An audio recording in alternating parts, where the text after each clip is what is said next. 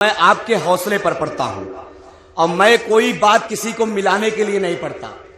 मैं एक बात यह भी बता देता हूं कि मैं किसी को मिलाने के लिए नहीं पढ़ता। जो सच है वो बोला जाना चाहिए। मैं 4 मिसरे पढ़ता हूं दोस्तों आपके हौसले के साथ। मेरे सीनियर शायर दिल खैराबादी साहब, उस्तादुश शोरा वफा आजमी साहब, शहजादा कलीम साहब अभी यहां पर मौजूद हैं। काविश भाई देखिएगा, मक्की भाई कहां है? अर्ज क्या है कि दुनिया को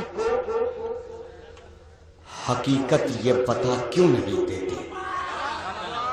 दुनिया को दोस्तों आपके हौसले पे पढ़ता हूं और 4 मिसरों से मुझे बताइएगा कि दुनिया को हकीकत ये बता क्यों नहीं देते।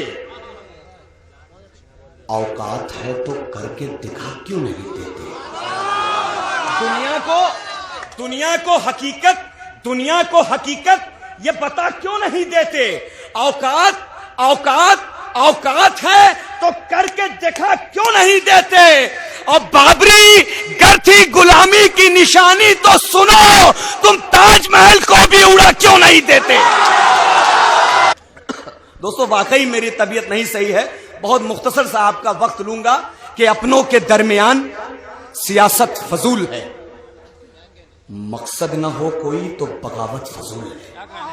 अपनों के दरमियान सियासत फजूल है और मकसद ना हो कोई तो बगावत फजूल है। और रोजा, नमाज, सदका, खैरात या के हज, माँ बाप न खुश हो तो इबादत फजूल है।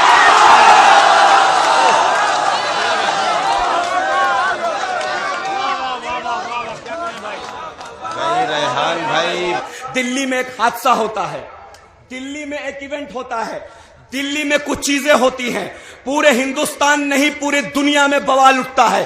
सुषमा स्वराज से लेकर आडवाणी तक, मुलायम सिंह यादव से लेकर मायावती तक सब लोग एक डिमांड करते हैं। वो डिमांड क्या थी, वो मांग क्या थी, ये सबको मालूम था। लेकिन अगर वो नजरें इस्लाम की तरफ ले जाते तो वो डिमांड 1400 साल पहले की जा चुकी थी और उसको अमल में लाया जा चुका था। मैं 4 मिसरे पढ़ता हूं दोस्तों के हैवानियत का कोई तलबकार ना होगा। हैवानियत का। और दोस्तों मुझे इजाजत दीजिएगा, अलविदा कीजिएगा। वो आखिरी सफ कि जो लोग खड़े दिखाई दे रहे हैं वो भी मेरे बात की तायीद करें और सारा पिंडाल मेरे बात की तायीद करे। वरना मैं सोचूंगा कि मैं यहां पर आकर अकेला हो गया और मैंने ये 4 मिसरे सच्चे नहीं कहे कि हैवानियत का कोई तलबकार ना होगा, जालिम का यहां कोई तरफदार ना होगा। हैवानियत का कोई तलबकार ना होगा, हैवानियत का कोई तलबकार ना होगा। अरे जालिम का यहां कोई तरफदार ना होगा। अरे इस्लाम का बस एक ही कानून लगा दो, भारत में कभी कोई बलात्कार ना हो। कैसे मेरी आवाज से आवाज मिलाइएगा। अर्ज क्या है कि हल होंगे सभी मसले, तदबीर तो लाओ। वाह वाह वाह। हल होंगे सभी मसले, तदबीर तो लाओ। टूटी ही सही दोस्तों शमशीर तो लाओ।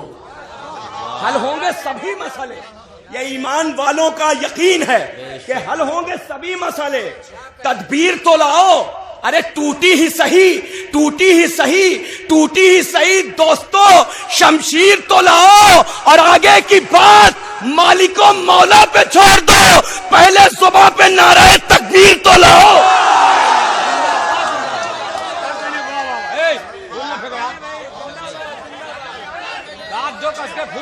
बहुत अच्छे भाई, वाह वाह वाह वाह।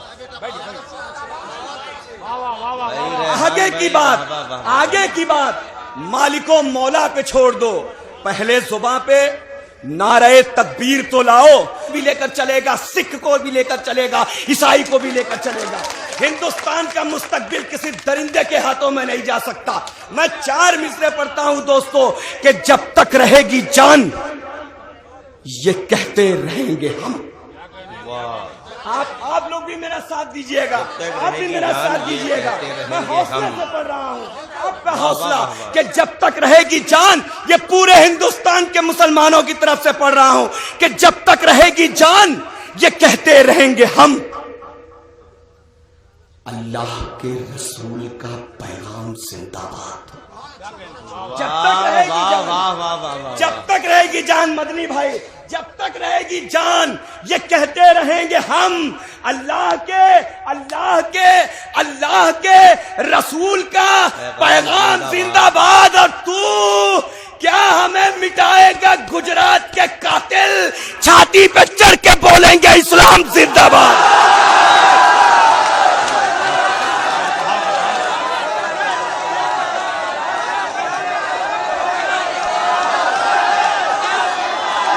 के लिए, इश्तियाक भाई के लिए, पप्पू भाई के लिए और तमाम लोगों के लिए। इरफान भाई आप हैं कि नहीं? मुझसे कहा गया है कि फिर से पढ़िए, ये मैं फिर से पढ़ देता हूं कि जब तक रहेगी जान, ये कहते रहेंगे हम, अल्लाह के रसूल का पैगाम जिंदाबाद। और तू क्या हमें मिटाएगा गुजरात के कातिल, छाती पे चढ़ के बोलेंगे इस्लाम जिंदाबाद। 4 मिसरे और पढ़ता हूं दोस्तों, और ये मिसरे भी सच्चाई से पढ़ता हूं और हौसले के साथ पढ़ता हूं कि आतंक के खिलाफ ये अभियान चला दो। मक्की भाई, आतंक के खिलाफ ये अभियान चला दो। अफजल की और कसाब की हस्ती को मिटा दो। अफजल को जब फांसी होती है तो हिंदुस्तान का मुसलमान खामोश नहीं रहता, इस्तकबाल करता है। आमिर अजमल कसाब को जब फांसी होती है तो हिंदुस्तान का मुसलमान इस्तकबाल करता है। लेकिन हिंदुस्तान का मुसलमान हर सुवार की इस सरजमीन से एक सवाल करता है। वो सवाल क्या है? अगर वो सवाल आपके भी जहनों में हो तो मेरी आवाज से आवाज मिलाना कि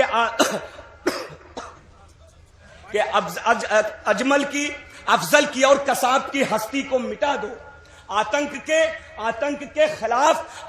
के खिलाफ ये अभियान चला दो। अफजल की और कसाब की हस्ती को मिटा दो।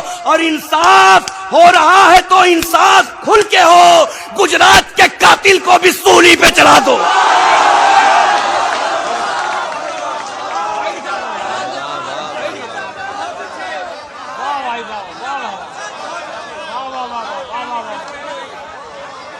लोगों से कि अगर कौम पे जब वक्त बुरा आएगा तो यही नौजवान अपने सीनों को अपनी ढाल बनाकर कौम की हिफाजत करेगा। तो दोस्तों, इन लोगों को, बुजुर्गों को इनकी हौसला अफजाई करनी चाहिए। जब भी वार कौम पे शैतान करेगा, जमकर मुकाबला यहाँ ईमान करेगा। बहुत अच्छे। जब भी वार थक गए। जब भी वार परफेक्ट भाई, कहाँ आवाज गई? आवाज कहाँ गई? छोड़ो यार।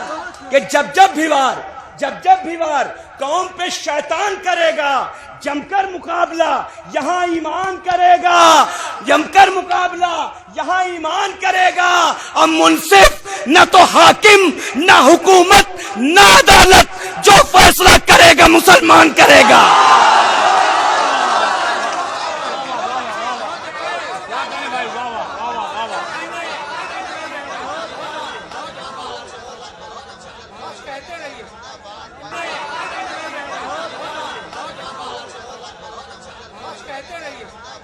बहुत बहुत शुक्रिया दोस्तों। जो फैसला करेगा मुसलमान करेगा। और ये हमारी कौम जो है इन्नल्लाह मअस साबिरीन को पढ़ने वाली है। लेकिन मैं बता देना चाहता हूं कि हम उम्मते मोहम्मदिया हैं।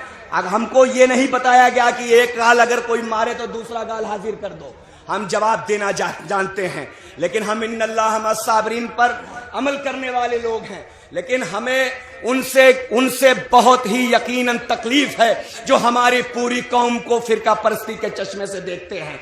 वो अब्दुल हमीद को भूल गए, ब्रिगेडियर इस्मान को भूल गए, एपीजे अब्दुल कलाम को भूल गए। अरे आओ हमारे साथ चलो, हमारा साथ दो ना दो। कसम खुदा की हमारे ऊपर सिर्फ हमसे जो वफा की तवक्को है उसे भी तुम मत पूरा करो। आओ सरहदों पर चलो, हमारे पीठ पर नहीं हमारे सीनों पर गोलियों के निशान मिलेंगे। मैं चैलेंज करता हूं और 4 मिसरे पढ़ता हूं आखिरी में कि सुनने का अगर दम हो तो एक बात बता दूं, सुनने का अगर दम हो तो एक बात बता दूं, इस मुल्क में क्या है मेरे हालात बता दूं। सुनने का अगर दम है तो एक बात बता दूं, इस मुल्क में क्या है मेरे हालात बता दूं। अरे छुप छुप के वार